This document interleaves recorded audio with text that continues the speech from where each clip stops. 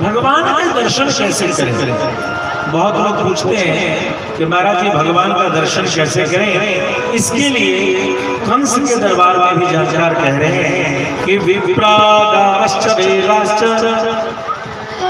विप्र, आप ध्यान दीजिएगा, आपके समाज से उन सभी चीजों को एक एक करके निकाला जा रहा है। वेद पाठी ब्राह्मणों को, आज वेद पाठी जो ब्राह्मण है ना, वो चिंता का विषय हो गया है। वेद की कितनी शाखाएं लुप्त हो गई। क्यों लुप्त हो रही हैं? क्योंकि वेद की उस शाखा का आलंबन संरक्षण करने वाला जो ब्राह्मण है वह अपने घर की आजीविका को नहीं चला पा रहा, अपनी गृहस्थी को नहीं चला पा रहा। परिणाम स्वरूप वह अपने परिवार के भरण पोषण गृहस्थी के धर्म को चलाने के लिए वेद में बहुत श्रद्धा रखता हुआ भी दूसरे कृत्यों में लग जा रहा है। तो यह उसकी हार नहीं है, ये समस्त हिंदुओं की हार है। 1100 शाखाएं हुआ करती थी सामवेद की, और आज कुछ ही 40-45 शाखा ही बची हैं। अर्थात ध्यान देंगे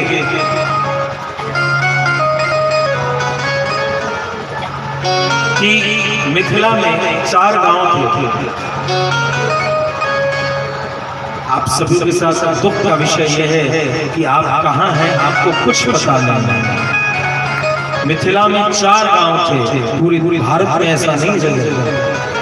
4 वेद को समर्पित, बड़े बूढ़े जाने उनके समय उन्होंने क्या ऐसा किया कि यहाँ से वेद चला गया।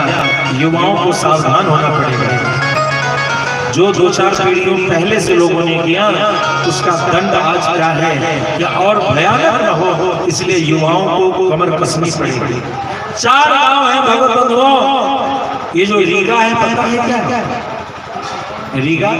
रीगा समर्पित है ऋग्वेद को, यजुआर समर्पित है यजुर्वेद को, सामर समर्पित है सामवेद को, अथर्व समर्पित है अथर्ववेद को।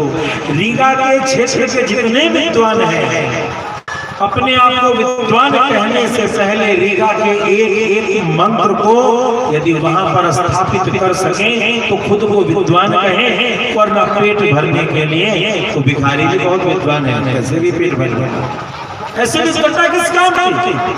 इस क्षेत्र के समस्त विद्वानों का यह कृत्य है। व्यास आह्वान करती है कि ऋग्वेद के सभी मंत्रों को उकेर करके या स्तंभ बनाया जाए और दुनिया को बताया जाए कि मिथिला ने 4 गांव के ब्राह्मणों को, ध्यान दीजिएगा, 4 गांव के ब्राह्मणों को तुम कहते हो मेरे पुरखे, तुम्हारे पुरखों को ये जिम्मेदारी उस समय दी गई थी, इतना धन दिया गया था कि तुम 4 वेदों की रक्षा कर सको।